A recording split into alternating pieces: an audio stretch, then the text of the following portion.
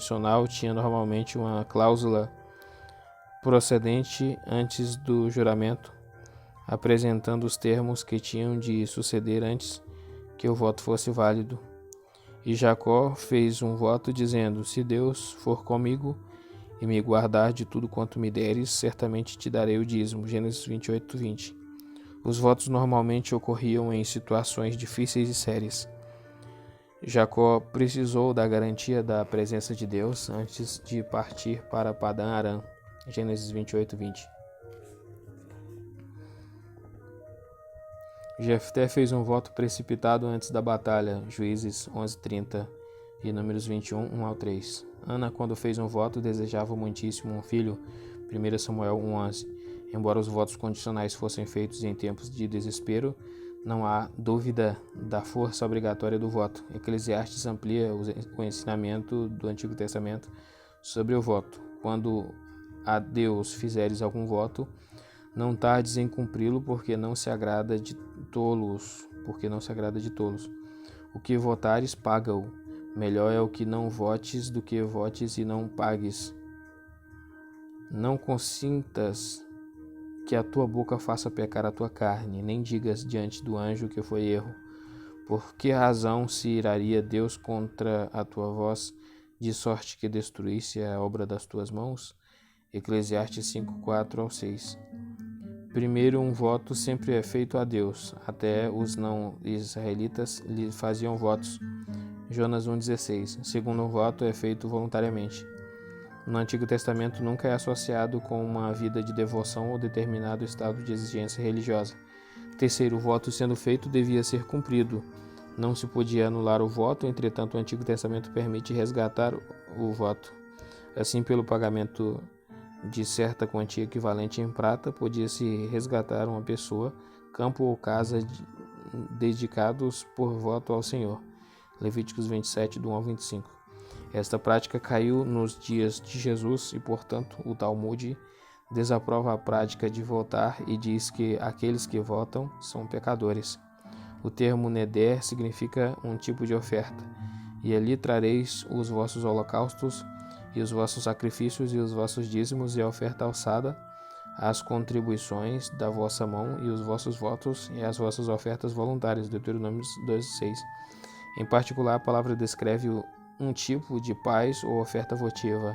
Esdras 7:16. Também é um tipo de oferta de gratidão. Eis sobre os montes os pés do que traz boas novas, do que anuncia a paz. Cumpre os teus votos. Naum 1:15.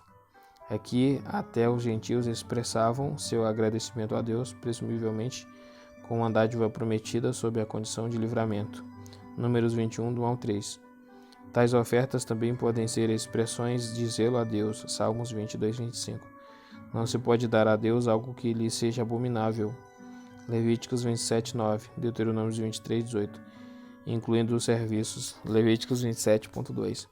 Julgava-se que os pagãos alimentassem e ou atendessem seus deuses, ao passo que Deus negava que o voto lhe fosse pago, tendo isso em mente.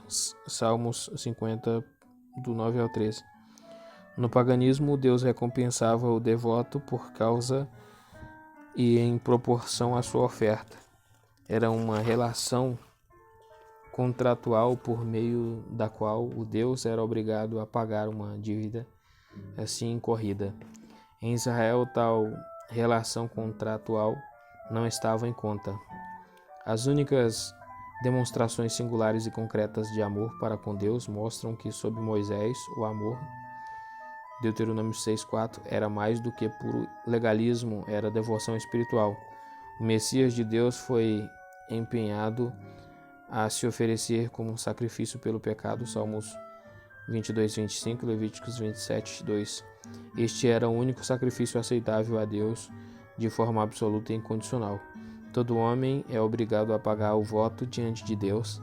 A ti, ó Deus, espera o louvor em Sião, e a ti se pagará o voto.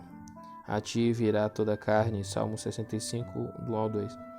A Septuaginta tem euche, oração, juramento e voto. Vós, é colo, no hebraico é colo.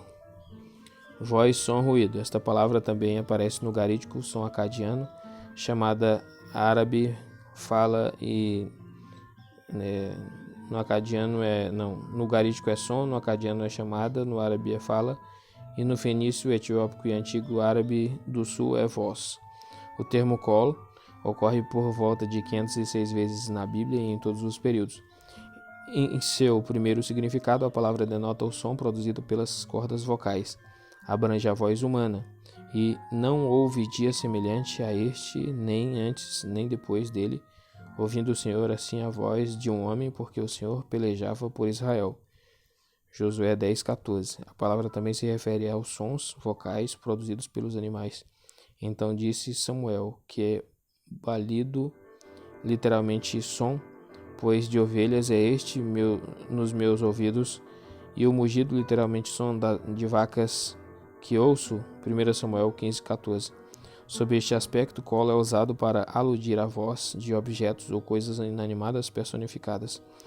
Disse Deus que fizeste, a voz do sangue do teu irmão clama a mim desde a terra. Gênesis 4:10. O segundo significado, som ou ruído, aparece sobretudo em passagens poéticas e abarca ampla variedade de ruídos e sons, como o ruído ou som da batalha. E ouvindo Josué a voz do povo que jubilava, disse a Moisés: alarido de guerra há no arraial. Êxodos 32:17.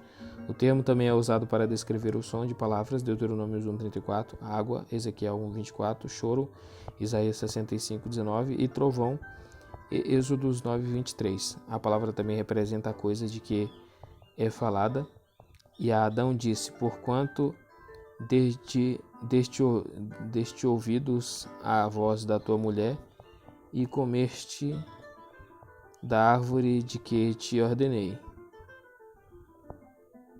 Gênesis 3:17.